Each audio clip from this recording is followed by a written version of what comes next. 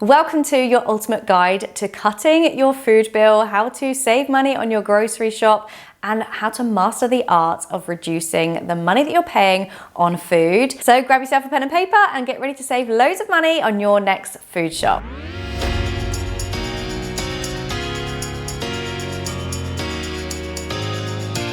So I'm Lara and I am on a mission to help you guys save lots and lots of money on all of those little things so that you can buy the big things in life, whether it be the house, the holiday, paying off the car, paying off debt. I love sharing ways to help you guys save money on everyday life, and this video is a biggie. I have packed all of my tips into this video to serve as your ultimate guide to saving money on your food shop, because we all know how expensive food shopping is these days. It's up there with your rent and your mortgage. So to get tips on how to decrease that cost is going to be a massive impact into your monthly budget. If you want to see these tips written down, then there's actually a blog post on my website, which is larajoannajarvis.com. So pop on over. There's also lots of savings trackers and budgeting trackers and things like that you can download and have for yourself, just to help you guys track your expenses and any debt payoff or anything like that. And they're over on my website too. So a key way to reducing the cost of your food shopping is actually to make your groceries last longer. I know it sounds quite basic, but there are loads of ways in which you probably are wasting food. Food wastage is going to make a massive impact in the amount of money that you're spending on food. So within these tips, I'm also going to share a little bit around how to make food last longer to inevitably save money on your food shop. These tips are going to help you on your way to start spending less and using more of what you do buy. Okay, number one is to plan for leftovers. Make sure you have a plan. If you're going to be cooking more than you need, then you're going to be taking that to work. You're going to have it for the next meal. You're going to have it frozen so you can use it in a week's time. Make sure you're using your leftovers up. The next one is to divide your monthly food shop into a daily amount. If you are spending 200, 300, 400 pounds a month on food, make sure you're working out what that is per day. This makes it way more manageable to then separate the budget out and try to save money each day. You know, 20p cheaper here, £1 cheaper there, and then that's obviously going to have a massive impact on your monthly food shop budget. Do a chuck it all in meal. These are one of my favorite kinds. Anything that you have that is going over in the fridge, courgette, a bit of pepper, a bit of onion, just throw it all into the oven tray, do a tray bake, maybe pop some pasta in it at the end, and you've got yourself a really healthy and delicious meal. The next one is to bulk out meals with cheaper ingredients such as pulses or potatoes or noodles or pasta, just to make a bigger portion out of the food that you're cooking to reduce how much meat that you need in it, for example, or the more expensive ingredients. One of the top tips for saving money on your food bill is to make a meal plan. We've spoken about it at length, but this is just going to eliminate any food wastage. It's going to mean that you're going to use up what's in your cupboards. It reduces your impulse purchases and it helps utilize your time as well. When you have some veggies that are going over in your fridge, let's think about maybe tomatoes, they go a little bit wrinkly. Well, you can still make a delicious meal out of these rather than having them fresh and cold. Put them in an oven tray with some garlic, some salt, some olive oil, and roast them up. This will serve as a really beautiful base for either soups or sauces, or just as a pasta accompaniment. So think of the things that you can actually make, even if you think your food's going over, just to make it last a little bit longer and cook it up rather than eat it fresh. Guys, if you are enjoying this video, I'd love to have you here as a subscriber. I share loads of videos all about how to live your best life on a budget, how to reduce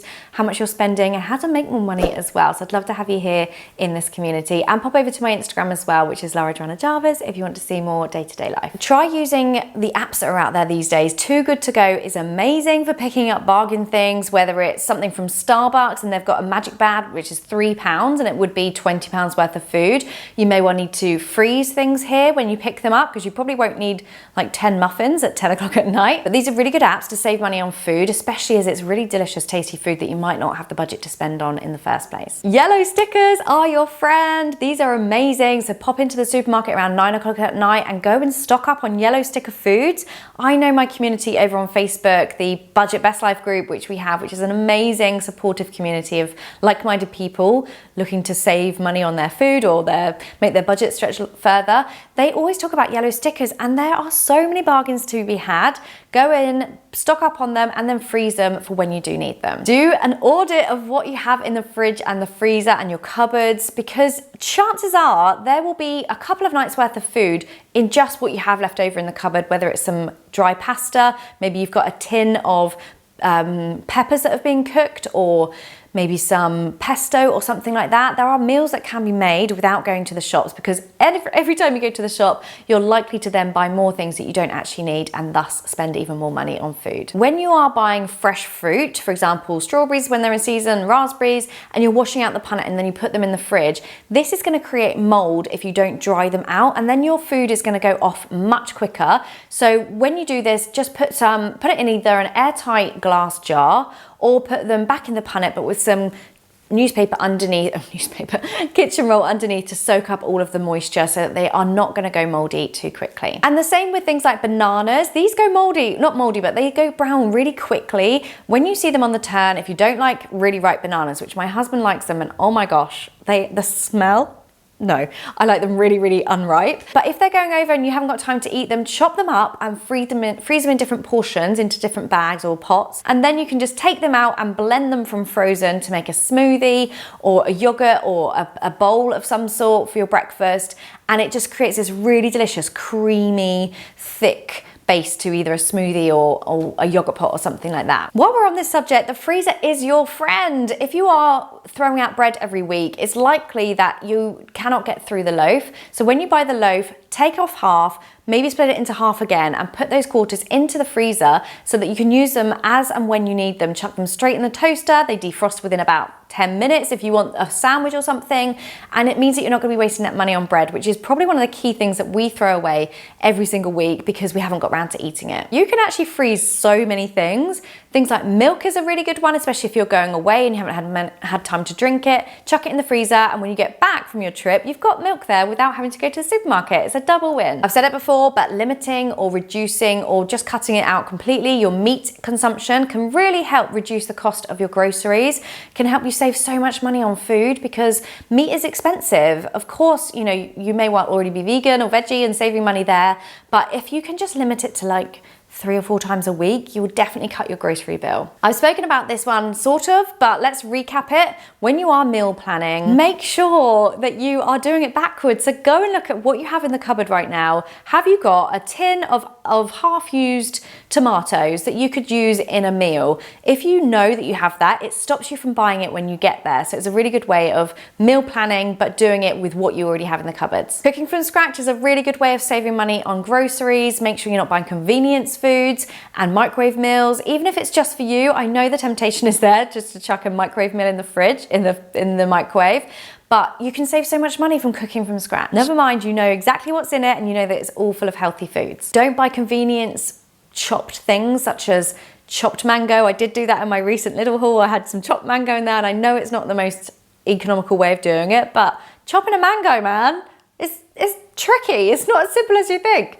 But things like chopped onions, chopped veggies, things like that, they can cost so much more by buying them like that. So think about buying them whole and doing the work. Even if you then freeze portions, you can then get it out when you need it, but try and buy them not chopped up. Consider buying backups of things. So for example, buying some UHT milk, having it in the cupboard. So if you run out of milk, rather than having to go to the supermarket to go and buy milk, you can just get the UHT milk just to keep you going for a little while rather than having fresh. Batch cook and bulk cook. This is a really good way of saving money, not only for when you're actually cooking the food because you're paying less to heat the food and make the oven work and everything, but you're also then having a portion ready for when you need it later on in the week, and you don't need to then spend time and money cooking more food because you have there a meal ready for you when you want it. Buying your things like washing detergent, pet food, cleaning supplies, anything like that is so much more affordable for the most part, unless you find deals when you can see them in like Home Bargains or B&M or somewhere like that. So try and do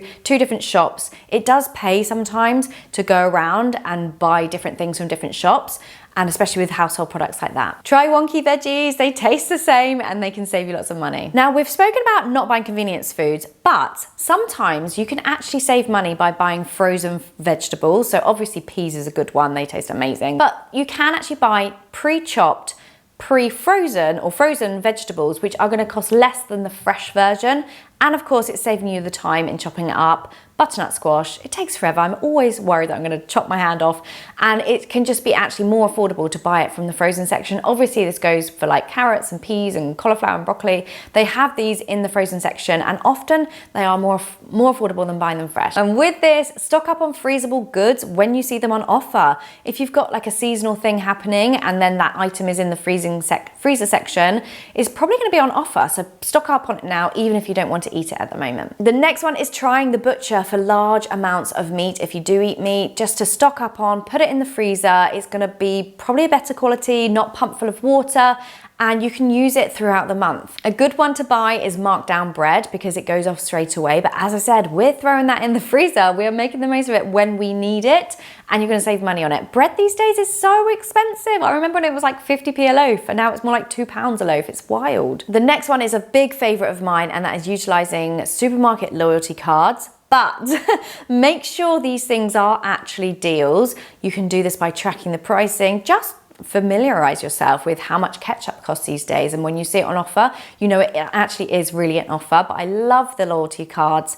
I just do think you need to be savvy with making sure that they are actually discounts when they say they're discounts. The next one, and we've been trying to do this a lot this year just to save some money on our food shop, is to cut down on alcohol. It costs so much money. If you can just drink much less throughout the week or the month, then it will definitely cut the cost of your grocery bill. Also, if you do drink wine, for example, then stock up when you see the 6 buy 6 get 25% off, or when you can get them from subscriptions, because actually sometimes you could save money doing this and buy it for the month ahead and then use it as and when. Okay, the next one, this is controversial, guys, but it's so true. Most sandwiches can be frozen. I know you think that's disgusting, but honestly, most of them can be. Maybe not lettuce, it's not a great one to freeze, or cucumber, but you can make ahead your packed lunches for the whole week, for the whole family, and then put them in the freezer and then just take them out as and when you want them. This means the things like the bread's gonna last longer, the filling, if it goes off, will last longer because they're frozen. You take them out when you get to school, college, work, or whatever, and by the time it's lunchtime, they're defrosted and ready to eat. The next one is online shopping. Now, this can really help reduce impulse purchases, grabbing that because you see it's on deal and taking that off the shelf because you just haven't seen it for ages and you really fancy it. But obviously it can save money if you're doing this online, so think about doing that. And don't forget your cashback as well if you're doing an online food shop. In line with this, set yourself a budget when you are doing your online food shop. And if you're getting, because you can track it as you're adding up, which is great, much better than when you're walking around the shop, which is a really good way of saving money, you can just say, no, I've got to my budget, I'm gonna take anything out of the basket that I don't necessarily need. Maybe I saw it and I thought, really fancy that this week. Take it out and stick to your budget. An obvious one, but pack a lunch if you're going out to work rather than buying it when you're out and about, which is easily £10 every time you pop in for a meal deal these days. Just make sure you're packing a lunch and being organized. Being prepared is going to help you save loads of money. I have lost track of how many we've done, but let's go in with the next one, which is slow cooker. These are amazing. Who remembers these? Since we've had air fryers, I feel like lots of people don't use their slow cooker as much, but I, for one, love it around this time of year. I can just chuck loads of root veggies in. You buy a pack for 50p, the wonky ones. You chop them all up, throw them in with some stock and maybe a really cheap cut of meat. You've got a meal for at least 2 days. Maybe you can mash up some potatoes. It's delicious and it's really healthy and it's really good for your budget too. Talking about potatoes, the next one is about utilizing one ingredient for many meals. So a bag of potatoes is great to stretch over like 5 different meals. You know, mash them, chop them, saute them, roast them. There's loads of different ways. Make chips just from one bag of potatoes. So one bag of potatoes can see you through a whole week's worth of meals if you use them in different ways, just to keep it different for each meal. Things like garlic or spring onions, put in a dark place in a dry container to stop them from sprouting and to make them last longer. And if you want to, you can even go a step further and then grow your own simply by chopping off the top of the spring onion, put it into some water, let the roots grow, put it into some soil, and then you've got your own harvest, your own crop of spring onions or garlic or onion for next time that you want to, rather than buying it, you've got it in the garden to go out and get. The next one is shopping for bulk things, maybe twice a month rather than every single week, and then just doing a very small top-up shop just for things like your fresh things, your milk, your veggies, anything that you need to top up on, rather than going every single week. Try and get into the habit of breaking that down and going once every 2 weeks and then spending less money in the long run. Zero waste kitchen. It sounds daunting, but monitoring your food waste can really help with saving money on your food shop, because the more we throw out, obviously that's money down the drain, money in the bin. So really trying to work on some nice practices. Just Google zero waste kitchen or how to have a zero waste kitchen, and it will give you loads of ideas for how to use up the food that you are buying. Prioritizing lower cost ingredients, like I said, pulses, tins of beans and things like that can really help reduce the overall cost of your meals. And actually they're really delicious and they're full of protein.